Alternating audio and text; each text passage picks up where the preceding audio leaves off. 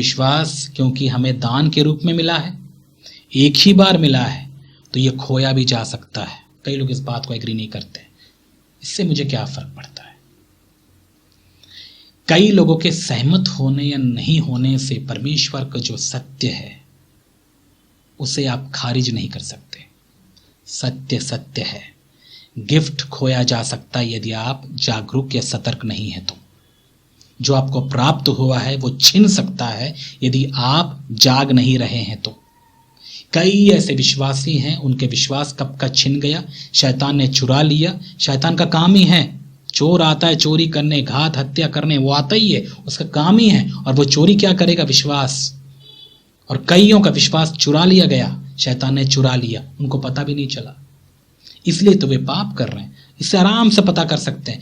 यदि कोई प्रभु में विश्वास में है वो पाप नहीं करेगा, पाप में अपना जीवन नहीं बिताएगा। और जो पाप करते हुए जीवन बिता रहे, याद रखिएगा, उसका विश्वास छिन गया,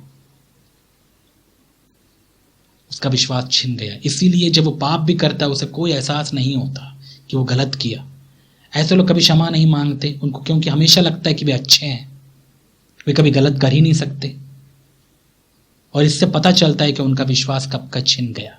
और फिर भी लोग बोलते हैं हमारा विश्वास तो खोया ही नहीं जा सकता, एक बार तुम्हारा उद्धार हो गया। ये झूठी शिक्षाएं हैं।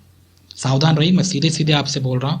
ऐसे लोग जो ऐसे विचार रखते हैं, पाप करने से जो डरते नहीं हैं, इनका विश्वास कब का छिन गया। ये लोग गलत करने के बाद भी इनको कोई एहसास नहीं होता, क्योंकि पवित्र आत्मा होगा तो ही तो गलती का एहसास होता है। एक बात बताइए, हमको गलती का एहसास कब होता है? पवित्र आत्मा की वजह से ही तो होता है। पवित्र आत्मा हमें अपनी गलती का एहसास कराते हैं, पता है। और इसीलिए तो हम प्रभु पर विश्वास करते हैं। पवित्र आत्मा का ये सबसे बड़ी सेवा है। और क्योंकि लोगों के अंदर पवित्र आत्मा नहीं है और क्योंकि उन्होंने अपने विश्वास को खो दिया, अब वो गलती भी करते हैं तो उनको कोई एहसास नहीं होता है। क्या आप ऐसे कठोर, ऐसे जो अपने विवेक को इस संसार से दागे हुए लोगों को आप देखते हैं? आपको दिखेंगे, आपको यहां उनको कोई फर्क नहीं पड़ता जब आप वो पाप भी करते हैं तो।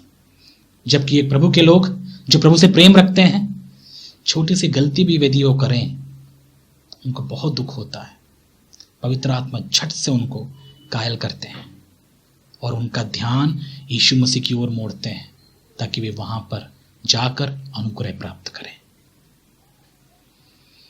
और चूंकि लोगों को यह एहसास ही नहीं होता कि वे गलत हैं, उनको अनुग्रह प्राप्त होता ही नहीं। वो घमंड का प्रतीक है।